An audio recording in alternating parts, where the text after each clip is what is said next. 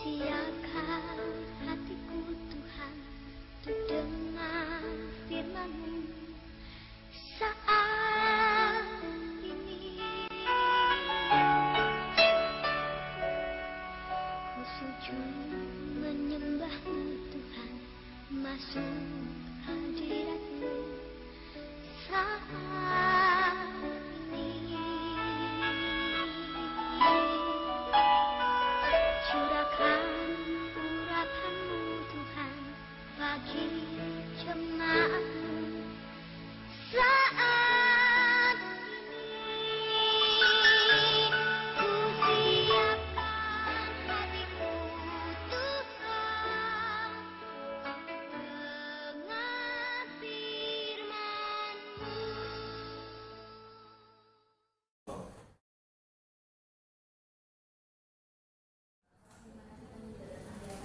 Tidak ada kegiatan, maksudnya gimana tidak ada kegiatan?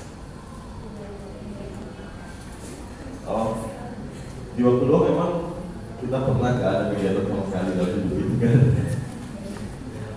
Ada yang lain gak ada kegiatan maksudnya gimana? Oh, ya. Terus ada pendapat yang lain lagi?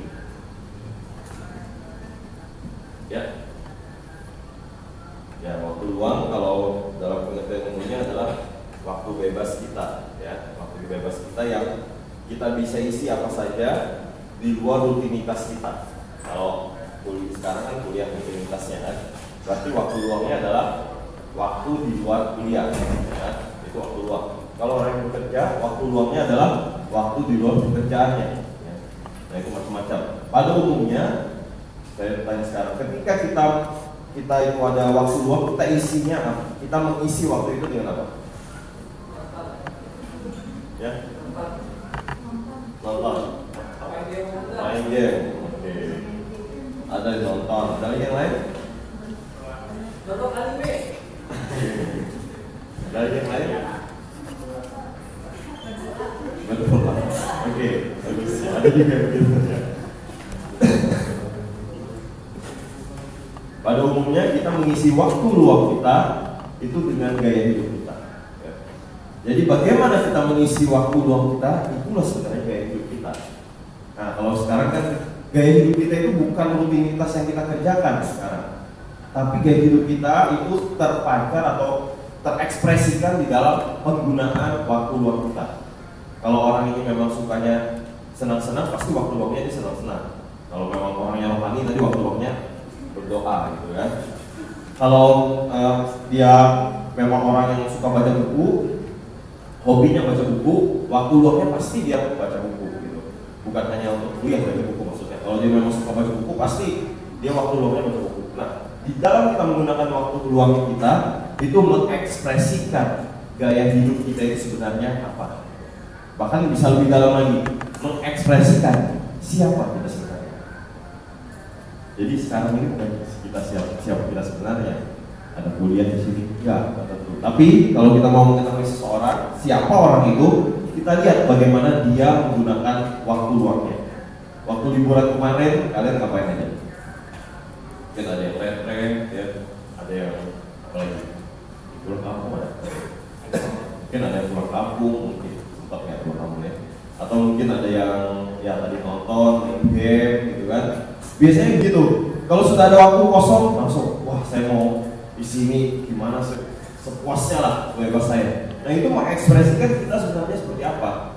Bagaimana kita menjalani hidup kita dan bagaimana kita melihat kehidupan itu. Orang yang mengisi waktu luangnya dengan main game, ya pasti dia lihat hidup itu kayak game. Kalau nggak ada game nggak seru. Kalau jalannya rutinitas terus nggak seru. Harusnya kayak game dong, seru. Wah, nggak dalam satu rutinitas, bisa berubah-ubah, bisa petualangan sebebas saya dan lain-lain. Orang yang mengisi waktu luangnya dengan baca buku atau traveling jalan-jalan, ya dia memang suka jalan-jalan, ya, dia memang suka melihat sesuatu yang baru dan yang lain-lain. Nah ini saya mau ngajak kita renungkan di sini yaitu waktu luang dan gaya hidup dan bagaimana kita sebagai orang Kristen melihat kedua hal ini. Menurut di sini teman-teman semua di sini, salah tidak ada waktu luang? Salah tidak ada waktu santai? Tidak. Ya. Apa yang salah kalau ada waktu santai? Yaitu bagaimana kita mengisinya. Ya, waktu santai nggak salah, ya. Tapi yang sering menjadi salah adalah bagaimana kita bisa mengisi waktu tersebut. Terus tadi saya sudah jelaskan lagi. Yang sebelumnya lagi tadi. Nah, pada umumnya kita mengisi waktu luang kita itu lebih cenderung bersifat konsumerisme. Ya, lu pasti ngerti kalau mahasiswa sini pintar-pintar pasti isme itu hafal semua ya. Konsumerisme maksudnya apa? Oke. Mengkonsumsi, menerima semuanya, gitu ya. Entah itu kalau yang suka belanja, pokoknya kalau yang suka makan, ya makannya banyak, gitu kan? Kuliner. Kalau yang suka belanja, belanja. Sifatnya kita mengkonsumsi. Biasanya waktu luang kita gunakan untuk mengkonsumsi, bukan sifatnya produksi, ya. Bukan. Kalau produksi kan dengan aktif melakukan sesuatu yang ada hasilnya, gitu. Ya. Misalnya, yang memproduksi misalnya kalau kuliah mengerjakan tugas ya ada hasilnya kan, ada nilainya. Kalau waktu luang enggak. Biasanya kita nggak mau mengerjakan sesuatu yang ada hasilnya, tapi kita mau menerima sesuatu itu saja. Ya itu namanya konsumerisme. Kita mau waktu luang kita hanya menerima saja. Nah di sini seringkali kita gunakan begitu. Ya, pada umumnya, entah itu orang Kristen, atau non-Kristen, kita maunya waktu luang kita apa yang bisa menyenangkan saya, memuaskan saya, mengenyangkan saya, semuanya kita terima. Kita nggak mau waktu luang kita itu kita pakai untuk melakukan sesuatu yang ada hasilnya biasanya. Ya. Entah itu mengerjakan paper kita, skripsi kita, kalau ada libur, makanya saya enjoy life, enjoy myself dan lain-lain. Gitu kan? Mau menikmati hidup aja. Ya, nah, jadi pertanyaannya sekarang atau seringkali terjadi konflik di antara semuanya itu ya adalah antara waktu luang dan gaya hidup, yaitu bagaimana kita ingin hidup dan bagaimana kita sebenarnya hidup. Bagaimana kita ingin hidup dan bagaimana kita sebenarnya hidup. Pada umumnya kita menjalankan waktu luang seringkali adalah bagaimana kita ingin hidup. Saya ingin hidup seperti ini. Maka itu saya jalankan, saya ekspresikan di waktu luang saya. Saya ingin hidup saya bebas, semau saya pergi kemana saja dan yang lain-lain. Maka saya ekspresikan di dalam waktu luang saya. Tapi sekarang sebagaimana kita orang Kristen, maka kita mulai berpikir, mulai bertanya-tanya. Di satu sisi kita ingin hidup demikian, tetapi bagaimana sebenarnya kita atau hidup itu seharusnya kita hidup seperti apa? Seringkali itu menjadi konflik. Sebenarnya jadi orang Kristen itu salah nggak sih nonton misalnya? Bagaimana? Jadi orang Kristen itu salah nggak sih main game? Jadi orang Kristen itu salah nggak sering baca komik? Jadi orang Kristen itu salah nggak kalau kuliner atau traveling dan yang lain-lain, menikmati hidup ini? Nah itu jadi pertanyaan, menjadi konflik. Kalaupun misalnya tidak salah, sampai sebatas mana itu? Karena sering kali kesenangan kita sudah tidak bisa lagi tahu batasnya. Kesenangan itu sudah jatuh dalam dosa atau kesenangan itu enggak dalam dosa. Misalnya kayak traveling, kan ada manfaatnya, banyak juga kan manfaatnya traveling, buka wawasan gitu kan, jalan-jalan, lihat dunia, bukan hanya di sini saja lihat tempat tembok ini, enggak ya. Traveling bisa jalan-jalan, bisa lihat banyak hal, bisa belajar kebudayaan dan yang lain-lain. Tapi sebatas mana itu yang menjadi sering masalah.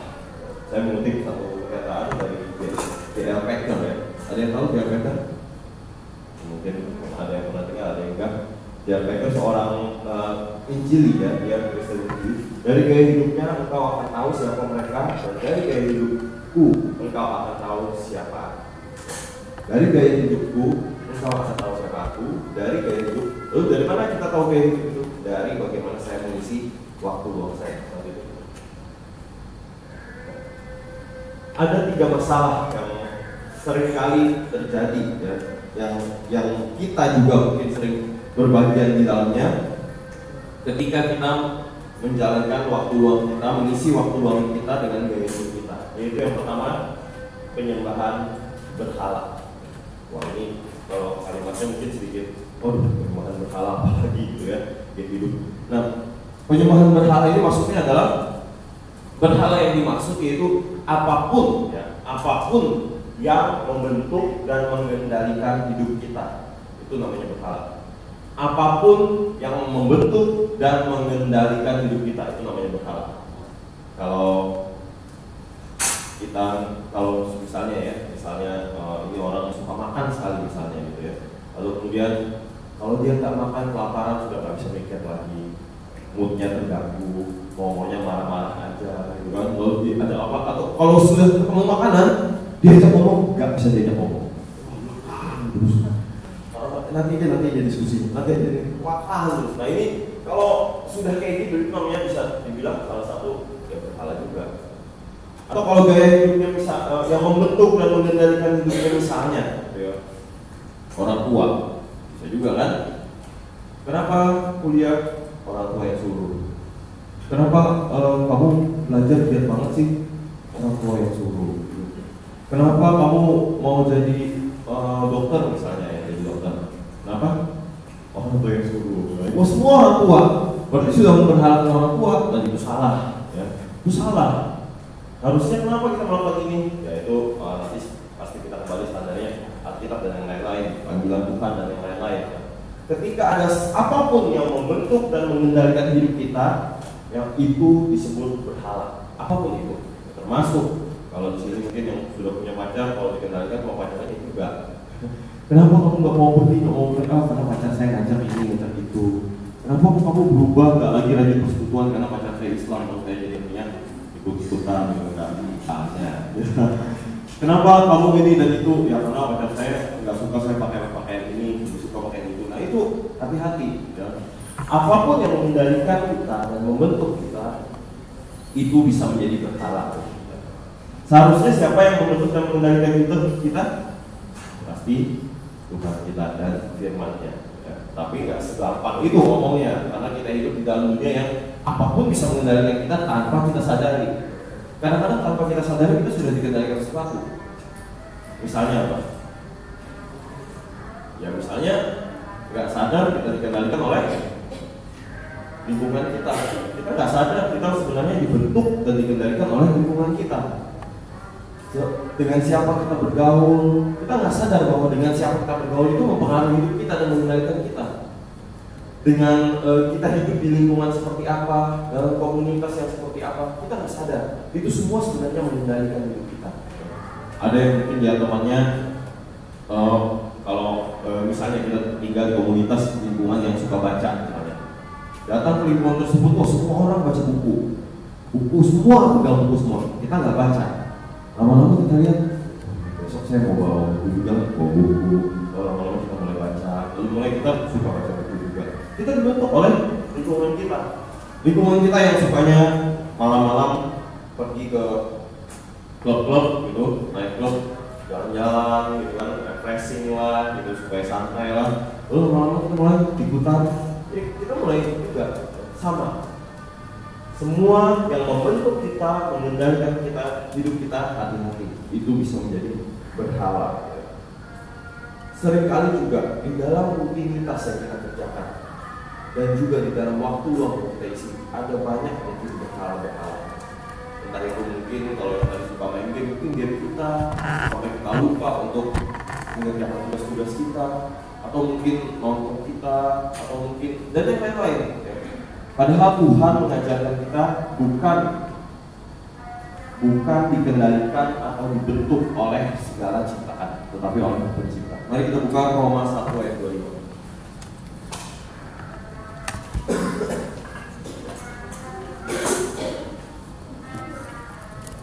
Roma 1 ayat 25.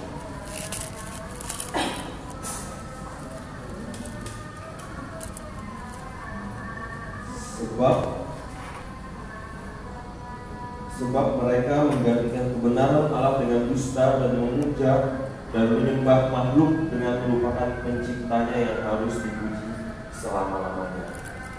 Hati-hati ketika kita menjalani hidup kita, jangan sampai kita jatuh pada pemberhalaan yang sangat dilarang oleh Tuhan kita. kita lebih meninggikan ciptaan dibandingkan pencipta. Manusia yang jatuh dalam dosa, manusia yang buta. Buta apa? Buta dalam melihat yang mana harusnya saya tinggikan, pencipta atau ciptaan. Kadang-kadang malah kita tanpa sadar kita tinggikan ciptaan. Kita terlalu kagum dengan ciptaan, dengan manusia mungkin, orang-orang tertentu mungkin, dengan mungkin alam, ciptaan, lingkungan dan yang lain, atau gaya hidup kita dan yang lain-lain melebihi dari pencipta kita. Kita diajarkan sebagai orang Kristen untuk terus meninggikan pencipta kita. Lalu yang kedua, waktu luang dan gaya hidup. Yang kedua kebahayaannya yaitu hedonisme dan anti hedonisme. Ini ada yang ngerti hedonisme maksudnya apa? Hidup untuk kesenangan, gitu ya. Pokoknya kesenangan segala-galanya. Ya. Kalau kuliah saya nggak fun, saya nggak mau kuliah lagi lah. Ya gitu. Kalau nggak menyenangkan, punya teman ini nggak si A ini nggak menyenangkan bagi saya, ya udah nggak seru dia, nggak mau jadi teman dia lagi lah. Gitu. Yang dikejar yaitu kesenangan adalah segala-galanya. Ya. Pokoknya apa yang saya mau kerjakan haruslah menyenangkan saya, pokoknya menyenangkan. Nah itu hedonisme. Anti hedonisme ya, yaitu anti kesenangan. Kekristenan pun seringkali terbagi jadi dua ini. Kekristenan yang satu yang hedonis, yaitu kekristenan harusnya kalau sudah jadi Kristen harusnya kita bisa menikmati hidup kan, harusnya sukacita. Ya nikmati saja hidup ini kan sudah selamat, sekali selamat tetap selamat gitu. Kita sudah punya iman, hidup dalam anugerah Tuhan, nikmatilah. Bahkan ada yang kadang-kadang salah mengerti ya, salah mengutip seorang teolog namanya Martin Luther. Dia mengatakan begini, dia sebenarnya mengatakan ini baik maksudnya, tapi kadang-kadang kita salah mengerti. Dia mengatakan begini, kalau sudah jadi orang Kristen, bebas saja berdosa. Wah, kadang-kadang kayak gitu menjadi ekstrim. Sebebas-bebasnya berdosa, maksud dia adalah dosa sebesar apapun tidak akan bisa mengalahkan kasih Kristus. Itu maksud dia. Tapi ketika kita jadi Kristen hedonis yang salah mengerti ini, ya udah jadi orang Kristen, ya udah hiduplah dengan bebas, semau kamu kamu sudah selamat kok, ada jaminan keselamatan. Lalu sisi yang lain, Kristen yang lain lagi adalah yang sering kita temui anti hedonis apa? Kristen identik dengan penderitaan. Kalau nggak menderita itu rasanya nggak Kristen, nggak Alkitabiah. Makanya itu sering kali kalau datang ke satu tempat dituntutnya penyangkalan diri. Lalu kalau kenapa sih baca Alkitab itu selalu ngantuk? Memang itu namanya perjuangan. Justru harus berjuang dan harus mendisiplinkan diri. Gitu. Wah, anti hedonis. Nggak ada sama sekali kenikmatan dalam kekristenan. Di dalam kekristenan itu harus ada penderitaan, harus ada penyangkalan diri, pikul salib. Benar, memang Alkitab bilang demikian ya. Tapi kita seringkali jadi ekstrem yang lain kan? Ketika kita melawan hedonisme itu salah, kekristenan hedonisme itu salah. Bahkan kita munculkan anti hedonis lagi, yang benar-benar anti kesenangan. Gak ada kenikmatan hidup di dalam kekristenan. Kekristenan itu harusnya penuh dengan penderitaan, penuh dengan perjuangan. Sedikit saja ada kenikmatan hidup, kayaknya hidup kita ini salah, itu bukan Kristen kayaknya. Ada retret boleh, kayaknya nggak boleh, nggak Kristen kayaknya, misalnya. Ya. Lalu kemudian, yuk nonton bareng yuk, baca film misalnya. Pernah nggak sih baca film? Baca film, analisa film misalnya. Analisa film, jangan, nggak boleh kayak gitu. Itu kan nggak benar, kayak nggak Kristen. Nah, itu kan analisa film, nggak boleh ini, nggak boleh itu, bahkan ekstrimnya lagi ya. Di dalam abad pertengahan muncul ekstrimnya lagi, sampai menyiksa diri, sampai menyakiti tubuh sendiri. Sedikit saja mulut ini misalnya berkata nggak benar, langsung mulutnya disiksa, pukul, sampai dilukai gitu. Karena kata Tuhan Yesus apa? Dia mengutip begini. Kata Tuhan Yesus, kalau matamu membuat kamu berdosa, lebih baik cungkilah matamu. Kalau tanganmu membuat kamu berdosa, lebih baik pukullah tanganmu. Nah, ini kalau ujian bisa godaannya di mata ya kiri kanan. Kalau kesangan anti hedonis, langsung pulang ke rumah langsung gitu ya, pukul matanya, obrok adik sendiri, saya harus belajar. Nah itu anti hedonis, karena lihat kekristenan harusnya yaitu dengan penderitaan. Ya. Tapi ekstrem yang lain sama juga hedonis. Nah kita sebenarnya bukan dua-duanya. Kita bukan meninggikan kesenangan hidup, karena hidup kita memang, kata Tuhan Yesus apa? Ikut aku, menyangkal diri, pikul salib, ikut aku. Itu Tuhan Yesus bilang. Lalu yang anti hedonis, satu sisi kan juga. Kenapa? Karena kita juga diajar untuk menikmati ciptaan Tuhan, menikmati Tuhan, menikmati anugerahnya. Di Mazmur berkali-kali bersorak-sorai, bersukacitalah, bahwasanya dia bersyukurlah kepada Tuhan, nikmatilah misalnya, nikmatilah hidup ini gitu. Bahwa Tuhan itu baik, Tuhan itu sudah mengaruniakan keselamatan kepada kita semua ya. Nah ini jangan sampai kita jatuh ke dalam kedua hal ini ya. Mari kita buka ayat firman Tuhan Markus 8 ayat 34. Markus 8 ayat 34.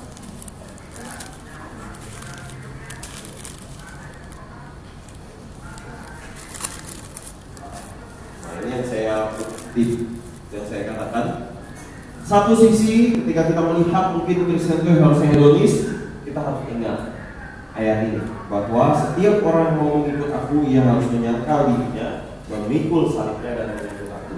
Jadi pasti yang namanya Kristen itu ada bagian penderitaannya. Pasti dalam Kristen itu ada namanya perjuangannya. Hidup Kristen bukan sekali percaya tetap selamat lalu hidupnya lancar bahagia selama-lamanya. Enggak seperti itu. Hidup Kristen pertama kali ketika kalian semua bertobat, kita semua di sini bertobat, maka ketika kita pertama kali Tuhan, aku mau percaya pada Tuhan, aku mau mengikut Tuhan.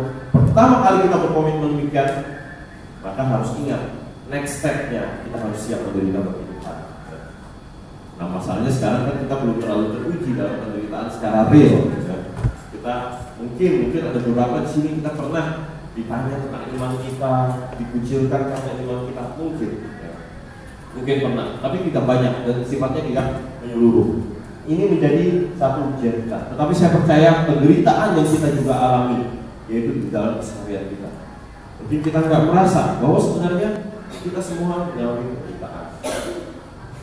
Mungkin penderitaan karena iman kita harus jaga hidup kudus. Orang teman-teman kita yang lain hidupnya bebas semaunya, lalu kemudian mulai mengejek kita yang hidupnya kudus dan yang lain-lain ya. Itu bagian penderitaan juga, bagian mengikut Tuhan, penderitaan yang harus kita tanggung karena Tuhan.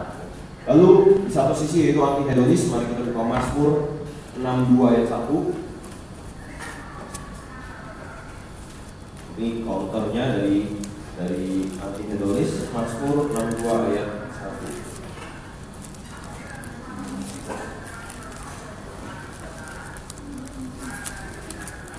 Hanya dekat Allah saja aku tenang, daripadanya keselamatanku. Hanya dialah gunung batuku dan keselamatanku, kota bentengku, aku tidak akan goyah. Ini adalah punya juga ya. Hanya dekat Allah saja aku tenang. Berarti ketika kita jadi orang Kristen, harusnya kita lebih menikmati hidup. Kenapa? Karena kita dekat dengan Tuhan kita, karena kita dekat dengan Allah kita. Harusnya ada kenyamanan dalam hidup kita. Harusnya kita bisa menikmati hidup kita karena kita dekat dengan Allah kita. Kebahayaan yang ketiga yaitu utilitarianisme, yang mementingkan kegunaan dan produktivitas untuk mencapai tujuan lebih tinggi. Kalau sesuatu itu nggak berguna, nggak usah dikerjakan. Nah itu utilitarianisme itu. Berguna itu maksudnya apa? Berguna di sini yaitu untuk ada hasilnya. Kalau saya kuliah nggak ada gunanya, mungkin saya nggak kuliah.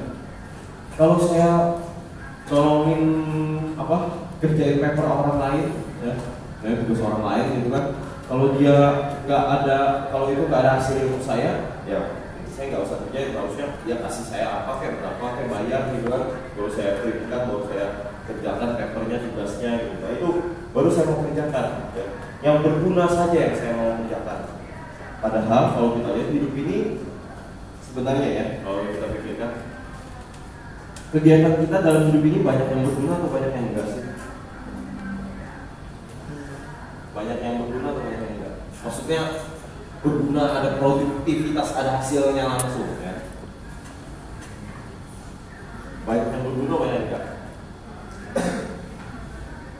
Kalau dilihat mungkin ya, secara kasat mata banyak yang enggak berguna. hidup kita yang kita gunakan. Misalnya apa? Tidur saja sudah berapa jam? 8 sampai 10 jam mungkin. Ya ada yang sedikit juga, mungkin ada yang 6 jam gitu kan. Ya, benar. Tapi gak produktif kan? Gak produktif. Kalau dihitung, kalau orang yang suka main saham itu menit itu uang, ya. Mending saya nggak tidur. Ya itu kalau yang main saham. Makanya itu biasanya kalau lihat aja nanti nggak tahu mungkin nanti ya mungkin ada yang bekerja di tempat-tempat saham gitu, ya. Wall Street gitu misalnya kalau di Amerika. Kalau di sini gimana ya? Nah yang tempat yang terus lihat perkembangan saham itu full ya, itu full 24 jam. Mereka nggak ada yang kenapa? Sedikit saja lemah, sedikit aja mana tutup, langsung pas turun saham kita nggak lihat, kita masih ikut saham yang turun itu udah kalah. Ya. Harus lihat terus naik turunnya. Ya. Kalau ini harus tak harus kapoknya cepat gitu. Nah itu kalau bagi mereka semenit itu uang. Ya. Sama yang bekerja juga. Makanya kalau kita bekerja misalnya di pabrik gitu ya, misalnya hampir kan ada yang shift gitu kan kerjanya kan, ganti-gantian gitu kan.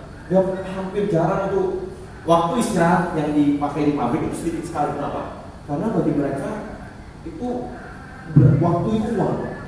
Ada istilah waktu itu uang. Itu setiap menit, setiap jam itu uang. Berharga sekali. Jangan sampai dimanfaatkan.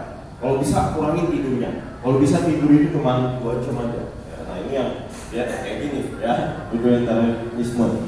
Kalau bisa kenapa? Nah ada juga kekristenan kayak gini. Kayak gimana contohnya? Kalau bisa tidur 2 jam aja. Sebetulnya apa? Kalau sudah malam jam 10 baca terus gitu kan, apa yang ini atau berusaha ini manfaatnya itu. Karena tidur itu nggak ada gunanya kok, nggak produktif, ya. Dan yang lain gitu ya. Nah kita seringkali juga terperangkap dalam cara pandang ini, ya. Dalam melihat waktu luang dan gaya hidup, bahwa kita anti namanya waktu luang. Gaya hidup kita hanya berguna saja. Nonton nggak ada gunanya, ya cuma fun doang ya.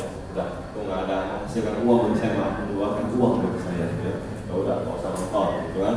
Lalu kalau bisa pun kalau gaya hidup kita gaya hidup yang produktif lah. Kalau ada waktu kerjalah, buat manfaatkan biar menghasilkan uang. Gitu. Kalau ada waktu baca buku atau kerjain tugas dan lain-lain. Nah, sering kali kita terperangkap dalam hal ini. Padahal, seperti saya katakan, banyak di dalam hidup kita ini, ketika kita jalan dalam realitanya, banyak sebenarnya yang tidak terlalu menghasilkan sesuatu. Malah mungkin maksudnya secara real menghasilkan sesuatu. Seperti tadi tidur, ya, tidur menghasilkan sesuatu. Mungkin jalan bermain-main dengan teman-temannya, maksudnya yang membangun relasi juga mungkin tidak terlalu banyak menghasilkan sesuatu. Atau mungkin lebih lagi apa? Ibadah. Ibadah juga ada hasilnya kayak ibadah.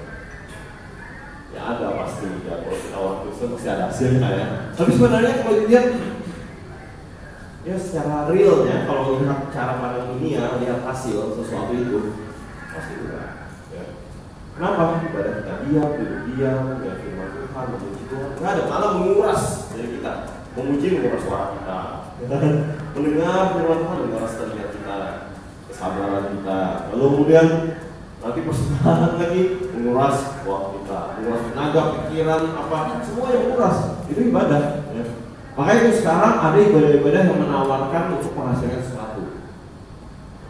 Ketika kamu melakukan ini, kamu nggak sia-sia. Nanti Tuhan akan balas demikian. Gimana kalau sudah ibadah ini pulang kecelakaan? Waduh, langsung bingung kan? Ada yang pulang dari ibadah kecopetan. Bukan menghasilkan sesuatu, tapi menguras sesuatu. Ya. Ada ibadah-ibadah sekarang yang muncul belakangan yang ibadah itu ada gunanya juga. Gitu. Apa itu? Akan ada balasan dari Tuhan di dalam Yohanes 1. Ya. Padahal ibadah itu bukan soal reward, ya, bukan soal kita dapat apa, bukan. Ibadah itu apa sih? Yaitu kita menyembah Tuhan, berelasi dengan Tuhan, dengan umat Tuhan. Bukan pikiran kita kayak ibadah, bukan sebenarnya harusnya. Bukan saya bisa dapat apa dari ibadah itu. Itu justru salah. Ketika kita mulai memikirkan saya dapat apa, kita kembali lagi ke ini. Utilitarianisme. Saya dapat apa, maka saya akan kerjakan. Kalau saya tidak dapat apa-apa, saya nggak mau kerjakan.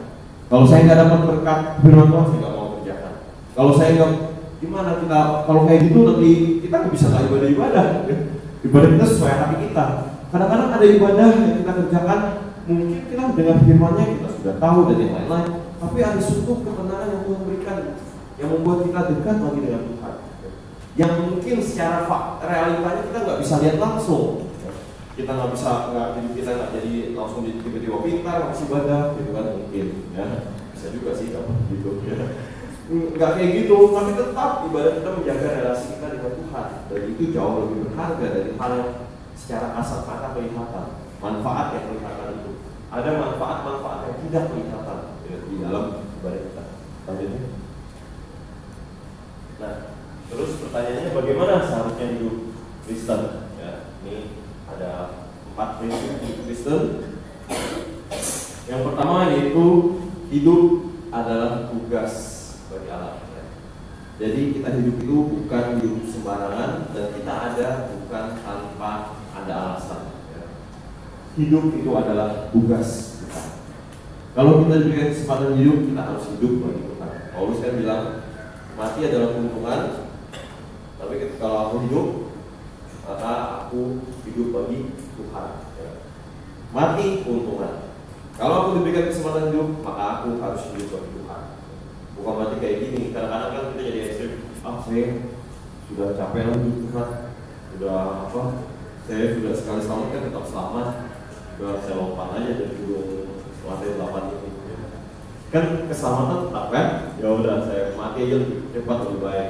Gitu ya. Memang mati itu keuntungan kata Paulus. Tapi kalau Tuhan memberikan kita kesempatan hidup, hiduplah bagi Tuhan. Ini dua hal ini bagus sekali sebenarnya. Ada orang-orang dunia yang nggak bisa lihat dua ini, lihatnya ekstrim. Yang satu lihatnya hidup itu penderitaan, saya lebih cepat mati lebih baik. Ada begitu? Nggak heran ada banyak orang yang begini. Ada banyak ya kalau kita tahu di Jepang banyak mungkin itu mahasiswa yang sudah kalau sudah dia lihat nilainya B terus nggak bisa bersaing, dia mulai wah saya nggak bisa hidup lagi, nggak mati. Lalu ada yang lihat hidup ini penderitaan, dia nggak bisa melakukan yang berguna dalam hidupnya, ya udah lebih baik saya mati aja dan yang lain-lain. Ya. Ada ekstrim yang lain gitu. Tapi ada yang ekstrim yang lain juga adalah kalau bisa saya hidup selama-lamanya, kalau bisa saya terus hidup. Karena saya bisa menikmati hidup, selagi saya hidup, saya mau nikmati hidup itu. Saya terus nikmati. Karena kalau mati sudah stop. Mati itu kerugian bagi saya. Mati itu kerugian. Jadi saya harus hidup terus. Selama saya hidup, saya ada waktu, saya manfaatkan hidup saya dan nikmati hidup itu. Jadi ada satu ekstrim yang lain. Maka itu gak heran. Mereka mengisinya dengan kenikmatan hidup. Mungkin malah nggak belajar, mungkin nikmati nggak pakai pusing-pusing belajar. Akhirnya kok mati juga kan? Ya kan, akhirnya sama kan mati kan? Ya, di mati kita bawa ilmu kita nggak? Ditanya Tuhan nggak nanti satu-satu? Nah, itu kan, nggak usah lah, nikmati aja hidup itu. Kan hidup itu cuma singkat, kita harus manfaatin, kita harus nikmati hidup itu. Misalnya kamu hidup 60 tahun, ya nikmati kan hidup itu. Kalau sudah mati nggak ada kesempatan lagi loh, nikmati hidup, ya, nikmati aja. Nah ini ekstrim yang lain lagi. Tapi Paulus nyatakan dua-duanya kok baik ya, dua-duanya mati untuk apa sih yang lebih menguntungkan dari kita selain kematian orang percaya? Kenapa? Karena ketika kita mati, berarti tugas kita sudah selesai. Kita bertemu dengan Tuhan kita, ya harusnya kita bahagia. Kan? Kita percaya itu. Atau ada yang ragu di sini semuanya? Harus tanya-tanya ya. Coba kita tanya. Kalau saya mati, saya di mana? Saya bahagia atau belum mati itu saya lihat keuntungan nggak? Alkitab mengatakan mati itu adalah keuntungan bagi orang percaya. Karena mati itu menjadi pintu kita bertemu dengan Tuhan kita. Lalu yang kedua, ketika kita diberikan kesempatan hidup, maka hidup juga adalah hidup bagi Tuhan kita. Entah itu mungkin ada penderitaan, kita harus tetap hidup bagi Tuhan kita. Ada kesulitan, tetap hidup bagi Tuhan kita. Kelancaran, kebahagiaan harus tetap hidup bagi Tuhan kita. Yang kedua, hidup itu harusnya seperti apa? Yaitu hidup mengasihi. Mengasihi di sini yaitu di dalam Matius ya kita bisa tahu mengasihi yaitu kasihilah Tuhan Allahmu dan kasihilah sesamamu. Jangan sampai Kadang-kadang kita sering lupa untuk memberikan perhatian kepada orang lain. Orang mungkin terlalu sibuk dengan tugas kita, terlalu sibuk dengan pekerjaan kita, terlalu sibuk dengan hidup kita sendiri, sampai kita lupa untuk pertama menyatakan kasih kita kepada Tuhan, menyatakan kasih kita kepada sesama kita, memperhatikan satu sama lain, saling melindungi satu sama lain. Ya, inilah kita hidup. Kita hidup bukan hidup sendiri, tapi hidup bersama, yang saling mengasihi, bukan saling memanfaatkan. Karena kalau saya punya teman ini, saya bisa manfaatin, baru saya bawa seperti bisa. Saya hidup bukan sendiri saya, bukan yang penting saya sukses, bukan. Tapi bagaimana saya bisa bersosialisasi, menjalin relasi dengan yang lain, menyatakan kasih Tuhan kepada yang lain. Ya, itu hidup kita. Yang ketiga, hidup dengan bebas. Ya. Hidup dengan bebas. Galatia 5 ayat 1. Mari kita buka Galatia 5 ayat 1.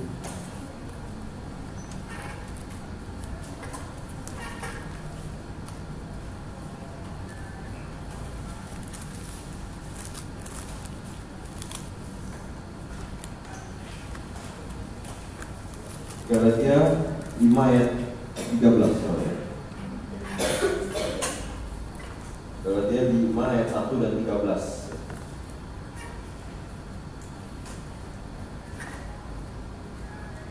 Supaya kita sungguh-sungguh merdeka, Kristus telah memerdekakan kita. Karena itu berdirilah teguh dan jangan mau lagi dikenakan hukum perhambaan. 13. Saudara-saudara, memang kamu telah dipanggil untuk merdeka, tapi janganlah kamu mempergunakan kemerdekaan itu sebagai kesempatan untuk kehidupan dalam dosa, melainkan layanilah seorang akan yang lain oleh kasih. Kita dipanggil keluar dari dosa. Kita hidup bebas. Bebas untuk apa? Bukan bebas untuk dosa, tapi bebas untuk menyembah Tuhan, bebas untuk melayani Dia, bebas untuk menyatakan kasih kepada yang lain, bebas untuk melakukan apa yang Tuhan perintahkan kepada kita. Ini panggilan hidup kita, yaitu kita hidup bebas. Jangan sampai ketika kita hidup Kristen, kita sebagai sudah menjadi orang Kristen, kita tetap merasa hidup itu gak bebas. Kenapa?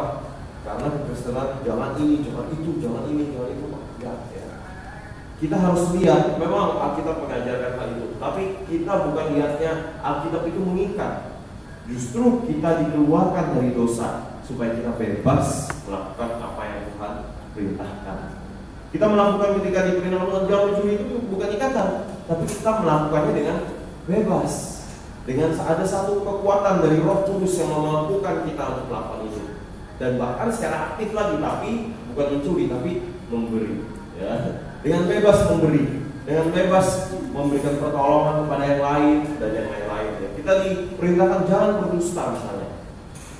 Bukan betul, kayak gini saya harus ini, jangan itu, bukan begitu. Ya. Artinya lalu mulai kita kayak takut-takut kalau ngomong nanti berdosa, lebih baik saya banyak diam dan nanti banyak salah ngomong dan yang lain-lain. Bukan itu. Ya. Tapi kita lebih aktif dalam melakukan kehendak Tuhan dalam hal ini, yaitu yang membangun melalui perkataan kita kepada yang lain, ya. Memberikan nasihat, dorongan kepada yang lain dan yang lain-lain. Ya. Yang keempat, terbuka pada alam. Hidup kita adalah hidup yang terbuka pada alam. Contoh hidup yang terbuka pada alam itu salah satunya itu Ayub. Ya. Ayub itu contoh tokoh Alkitab yang sungguh-sungguh terbuka pada alam. Dia jujur di hadapan Tuhan. Ketika dia mengalami penderitaan, dia bukan sok heroik, dia saya sanggup kok ini bisa kok Tuhan mungkin lagi ini, sok itu enggak. Dia tetap terbuka datang ke hadapan Tuhan. Kenapa sih Tuhan aku mengalami ini? Dia bertanya kepada Tuhan, bahkan mungkin dia sedikit protes kepada Tuhan gitu. Terbuka kepada Tuhan. Lalu ketika dia hidupnya terbuka, maka Tuhan akhirnya masuk ke dalam hidupnya dan Tuhan memimpin hidupnya. Tuhan mengubah cara pandang Ayub. Tuhan juga menggantikan segala hal yang sudah diambil daripada Ayub lalu digantikan oleh Tuhan. Nah ini cara hidup yang terbuka. Hidup yang terbuka di hadapan Tuhan. Kita harus terbuka di hadapan Tuhan kita. Kita harus jujur di hadapan kita. Seringkali kita pun ya kepada diri kita pun kita nggak jujur. Pada diri kita pun sebenarnya kita nggak jujur. Kenapa? Karena kita jarang sekali atau mempunyai sedikit waktu untuk mencoba mengenali diri kita. Paulus kan mengatakan salah satu tantangannya itu kita yang berdosa, kita sebagai manusia yang memang tidak sempurna, yaitu Paulus katakan apa yang kulakukan bukanlah yang ku ingini, ya. Apa yang aku perbuat bukan aku yang ingini. Artinya ada sesuatu yang kita tuh sebenarnya nggak klop dengan dalam diri hati kita. Kita nggak jujur di dalam diri kita. Apa yang aku lakukan bukan yang paling sebenarnya aku ingini. Apa yang aku lakukan bukan sungguh-sungguh yang dari dalam hati kita. Mungkin kita ya pura-pura senyum, pura-pura melihat hidup itu bahagia padahal sebenarnya kita sedih, atau kita bahagia tapi sebenarnya pura-pura sedih, bisa juga begitu dan lain-lain. Sebenarnya seringkali kita tidak terbuka, tidak jujur pada diri kita. Marilah kita terbuka baik kepada diri kita dan terlebih lagi kepada Tuhan kita.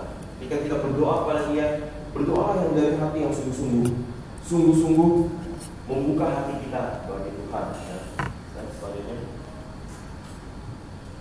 ini, nah manfaat peran waktu luang ya dalam hidup kita.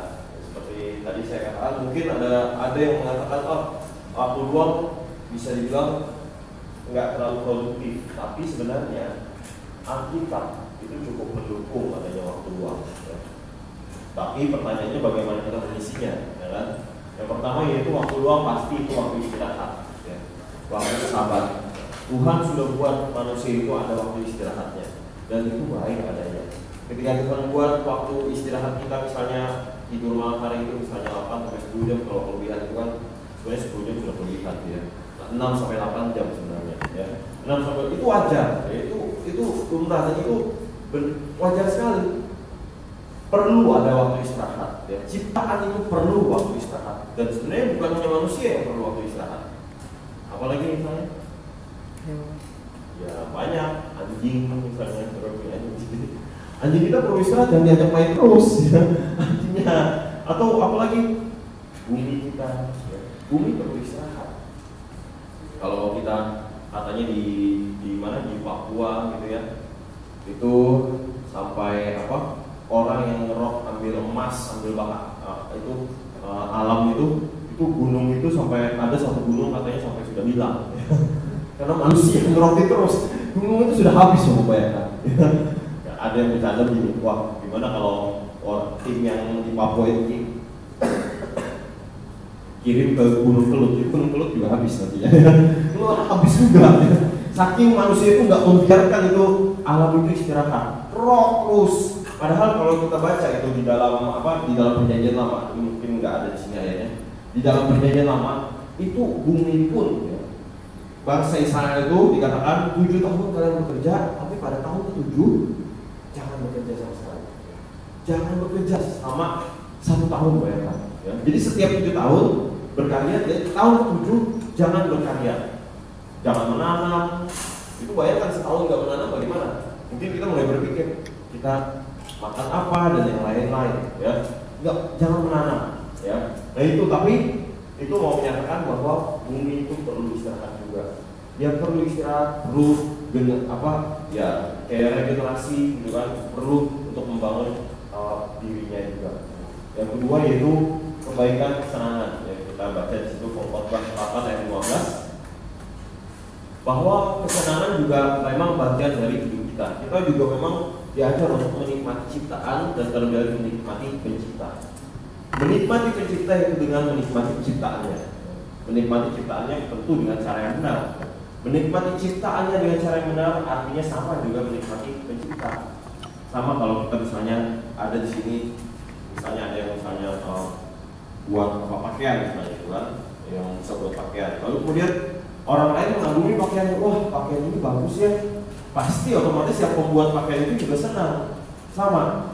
Ketika kita menikmati ciptaan itu dengan cara yang benar, maka kita juga menikmati pencipta kita. Yang ketiga, peran waktu luang yaitu ada perayaan. Oh, ini mungkin agak ini ya, kalau bagi yang Kristen anti hedonis, waktu luang itu juga ada sebenarnya waktu perayaan, celebration. Waktu kita dengan bebas, dengan penuh sukacita melakukan sesuatu, merayakan sesuatu, dan yang lain-lain. Kalau kita lihat di dalam Yohanes Tuhan Yesus pun pernah ke pesta, ya. Tuhan Yesus pun pernah ke pesta. Mungkin yang anti hedonis kan nggak mungkin kayak gitu kan, ke pesta gimana, mending baca buku di rumah, gitu kan. Ngapain pesta nanti mabuk-mabukan dan lain-lain. Gitu. Tuhan Yesus pun pernah pesta, dan pestanya orang Israel itu bukan satu hari, bukan beberapa hari. Dan saya percaya pasti Tuhan Yesus nggak ikut satu hari aja, pasti juga beberapa hari di situ. Dia bahkan itu minum juga minuman di pesta itu ya, kebanyakan itu anggur yang disiapin, makan juga, menikmati makanan yang ada di sana juga. Tapi ya ingat, dia tidak berdosa, artinya pasti dia minum bukan sampai mabuk, makan juga sampai rakus gitu kan, nggak kayak kita mungkin ya. Dia tetap ke pesta, dia ke pesta sampai minum dia tidak mabuk, makan dia nggak rakus ya. Dia tetap menikmati hidup, menikmati persekutuan. Bagaimana mungkin seorang pemabuk, seorang pemungut cukai, pelacu itu bisa dekat dengan Tuhan Yesus? Kalau dia datang ke pesta, kemudian ngomong apa, kamu salah, nggak boleh itu, nggak boleh itu, atau kayak gitu, nggak ada yang mau dekat sama dia. Pasti nggak ada itu pemungut cukai, pemabuk, peminum itu dekat sama dia. Tapi Tuhan Yesus bisa dekat dengan mereka, kenapa? Pasti Tuhan Yesus juga ikut berbagian dalam perayaan mereka, mengalami sukacita bersama-sama. Yang keempat, terakhir, waktu luang kita gunakan harusnya untuk penata layanan. Nah, kita harus jangan lupa tugas kita di dunia ini, yaitu melayani. Kita dipanggil untuk melayani Tuhan. Ketika kita ada waktu luang, misalnya hari Minggu ada waktu luang, datang ke gereja, layanilah Tuhan. Berbagian dalam pekerjaan Tuhan.